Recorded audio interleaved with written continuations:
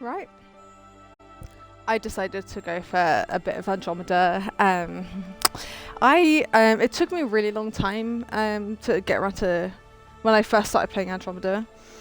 It took me like nearly a year to finish because my I really enjoyed this. I'm just gonna go straight up. Like I don't agree with all the people like Andromeda sucks because it's not part of the OG. No, Andromeda is a really good game.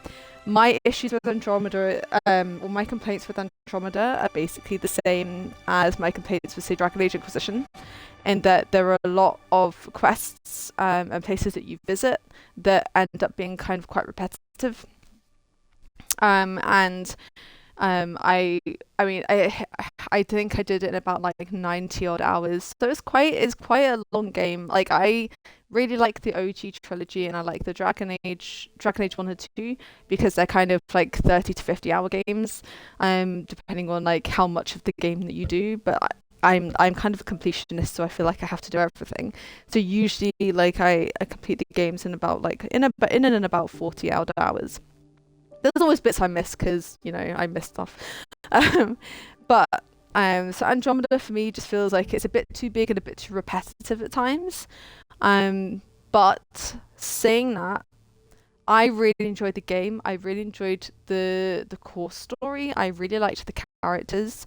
I love our main character. So I play as Sarah Ryder, and I really love her as a main character. I find her. I don't want to say I find her relatable, um, or like I see myself in her because like she's this amazing person. I'm not, I'm not, I'm not quite on her level, but like there's just so much about the way she is as a person, and that I really really connect with her as a character. Um, so I like how they kind of keep like Shepard can be such a dorky character, and I like how they kind of keep that a little bit with Ryder. She's such a dork. I love Sam as well. Like Sam is such a fantastic character, and the graphics are beautiful. It does suffer a little bit from same face syndrome, but um on the whole, I think it doesn't deserve the amount of criticism that it gets. It's a really, in my mind, it's a really enjoyable game, and it's a really good addition to the Mass Effect universe. And I really hope we get another Andromeda. Like it ends nicely, but it's like there's still so many things that would be good to explore more of.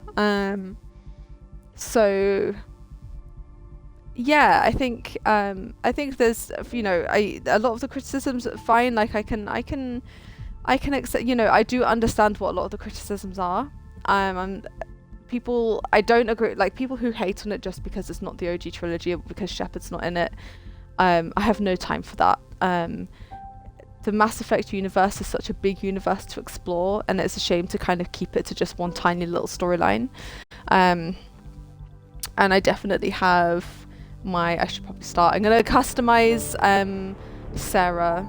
I always end up going for the same kind of look. I played it through once. I've restarted it like earlier in the year, but like didn't get very far, and then I've been like, oh, actually let's properly sit down and like properly replay it and do it over live stream because it's fun and it deserves a lot more love. So we're gonna go for I choose gender. We want female. Hi Sarah. Custom appearance. Now whose face? Again. There we go. Twist it that way. Head to which is the face that I always edit. Yeah, I think some of the criticisms are just a bit ridiculous. It's nice to have different things sometimes. But I think some of the criticisms are fair. Oh yeah, that's let's custom this one. No, wait, I need that one. And then No, I wanna select. Yes, there we go. But there, I also understand that there are criticisms. Like obviously, I know a lot of people talked about it being quite buggy when it was released. And obviously, as I said, it can be a bit repetitive at times. I find navigating the planets a bit of a chore sometimes. Again, it's the same face syndrome thing, but I think there's a lot that can be kind of picked up from some of the legitimate criticisms from this game to implement into like another one, to make it something that's actually quite amazing. And also, I'm sorry, Natalie Dormer. You have Natalie Dormer as one of the voice actors in the game.